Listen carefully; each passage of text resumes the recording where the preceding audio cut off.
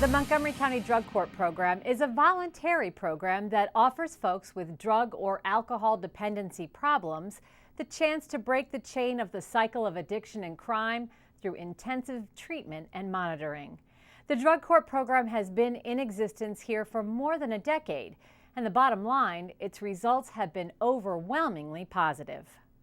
I used drugs for over 15 years of my life. I was addicted to cocaine. I did not care about myself, my family, my children. I lost my children with my addiction. I was evicted. I've been in and out of jails numerous times, and I just did not have any hope. I did not have a care in the world. The only thing I cared about was getting high. That was more than 6 years ago. Today, Angela Brown is clean and sober thanks to the Montgomery County Drug Court Program. Before entering the program, she had been to jail numerous times and her chances at life were about to run out. I took it because at that point I knew that I didn't have anywhere to go once I would be released from jail, and I knew that I needed help. The Drug Court Program was started 10 years ago by Judge Nelson Roop, a Montgomery County Circuit Court judge since 1997. Roop saw plenty of the same drug-related offenders over and over again in his courtroom, and he thought there had to be a better way to break the cycle.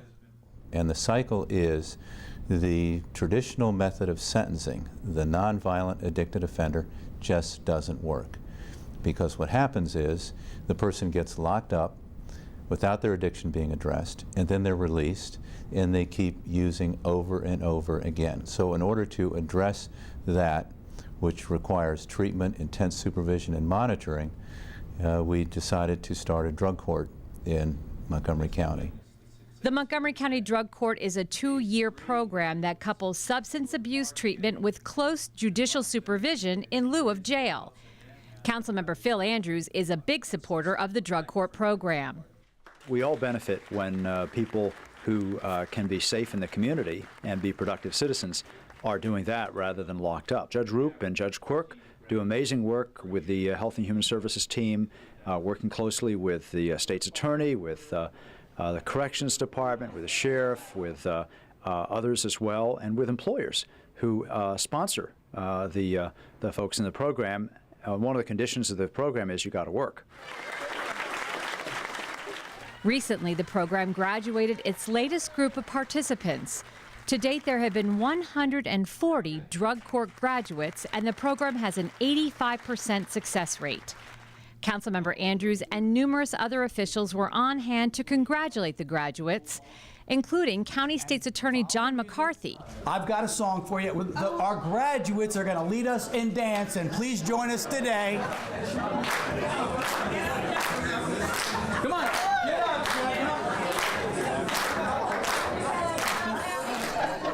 Some people come into the program to get an opportunity to get your life together.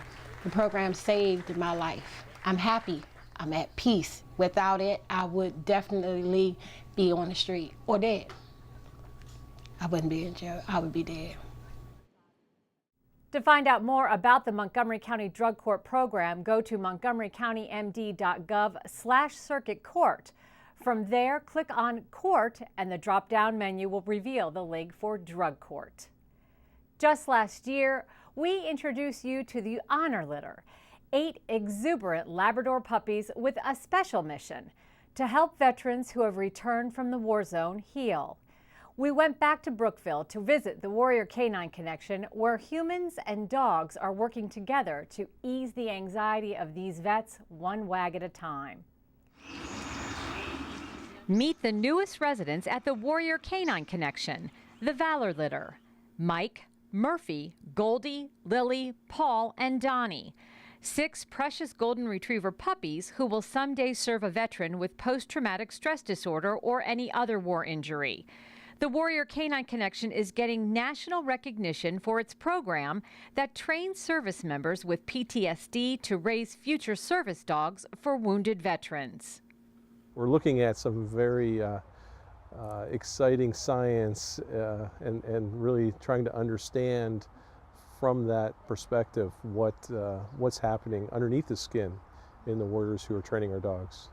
It's an exciting time for the organization. The Department of Defense has awarded the WCC a grant for a 3-year study to understand the science behind why these dogs are helping veterans with PTSD. The group was also awarded a $40,000 grant from Montgomery County and has secured a new lease agreement with the state to relocate the Warrior Canine Connection within Seneca Creek State Park, a move that Yount says will help them expand their concept. The invisible wounds of war, psychological injuries, post-traumatic stress, traumatic brain injury, it's a huge problem, and it's affecting every community in this country. This new property will allow us to bring in veterans, warriors who are transitioning to veteran status, who want to make the service dog training a vocational path for themselves. On our visit back to the Warrior Canine Connection, we bumped into some old friends who were in for weekly training. You're just going to go through, work on these 2 little things first. With Cheryl Bingham and Chris Beatty. They are getting close to being ready to go off with a veteran for more training.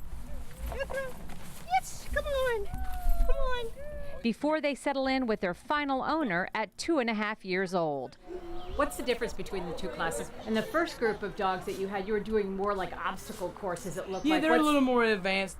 Good boy. Good. They've learned probably 50% of the commands. Good.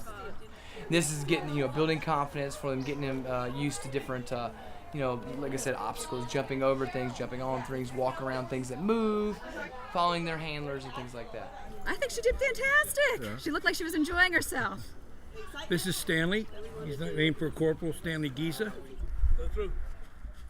You went through the tunnels without a problem. Good job, Stanley. Good job. During training, puppy parents are instructed to use a happy, high-pitched tone of voice when praising the dog. Then it was time for puppy training. Puppies are getting introduced to, with them teaching their first commands, and mainly just getting them used to different environments, interactions, getting them used to a lot of different just atmospheres and scenarios, things like that. Some were a bit more attentive Good job. than others. Come on, get those little feet up. Come on, come on. Oh my God, you're so close. Were you trying to get him to go across there? What was taking so long? What do you think was taking him so long? I didn't have enough treats. He's like, you've only got 1 treat in your hand. He's like, eh. He's like, I'm a 3-treat dog.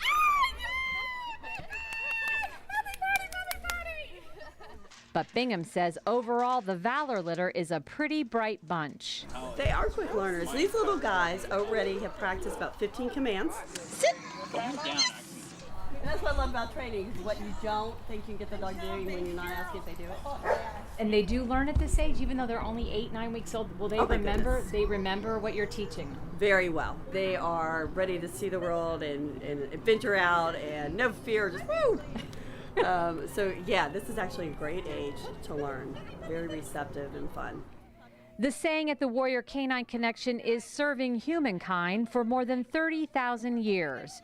Yount says there are plenty of anecdotal stories about the bond of humans and dogs.